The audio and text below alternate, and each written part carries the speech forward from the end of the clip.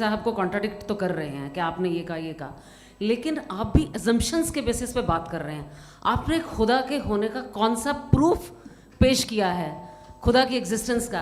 अब इस सवाल को अलग रहने दीजिए, कौन एथीस्ट है कौन नहीं है। और दूसरी बात जो आपने एक छोटी सी कही थी कि ये फ्री विल का इस्तेमाल करता है इंसान अपनी, लेकिन उस फ्री विल का इस्तेमाल में मतलब खुदा ने ये दे दी सबको ये इजाज़त कि वो कितना घिनौनापन और कितने ज़्यादा ख़राब से ख़राब तरीके इस्तेमाल कर सकते हैं। जवाब सुनते जी। आप फ्री विल को मानती हैं ना, या अब कहती है कि फ्री विल नहीं है ना, मानती है ना? तो अब आपके पास इसका कोई एक्सप्लेनेशन नहीं है कि अगर एक इंसान उस फ्री विल का इस्तेमाल करके गलत काम कर रहा है और बच के अच्छी ज़िंदगी गुजार के निकल जा रहा है, उसका कोई रिकम्पेंस नहीं है। हमारे वर्ल्ड व्यू में जो इंसान गलत काम कर रहा है उसको भी रिकम्पेंस यानी उसका बुरा बदला मिलना है, और जो सही काम कर रहा है उसको सही बदला मिलना है। लिहाजा जो फ्री विल है वो इस तरीके से है कि एक लिमिटेड टाइम तक खुदा ने मोहलत दी है। ऐसा नहीं कि छूट दे दी, जो करना है करते रहो हमेशा।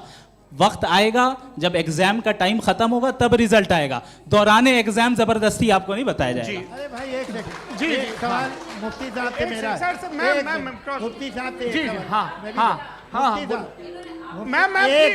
रुक जाइए, आपसे फोन आप इसके बाद आपसे यही रहेंगे वो। हाँ बोलिए। मैं मुफ्ती साहब एक ही सवाल करता हूँ कि अगर जो हो रहा है फ्री विल से हो रहा है और एक दिन बरोज़ क़यामत इंसाफ होगा मैशर में वगैरह वगैरह, तो दुआ क्यों मांगते हैं लोग?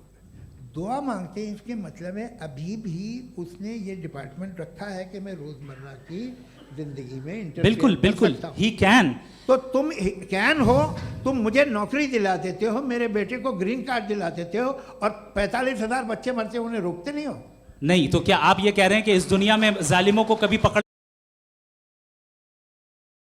अरे जो भी पकड़ होगी वो बच्चे रोते हैं। बिल्कुल, देखिए मैंने अपने ओपनिंग स्टेटमेंट में यही कहा था कि जनाब जावेद साहब सिर्फ इमोशनल आर्गुमेंट देंगे।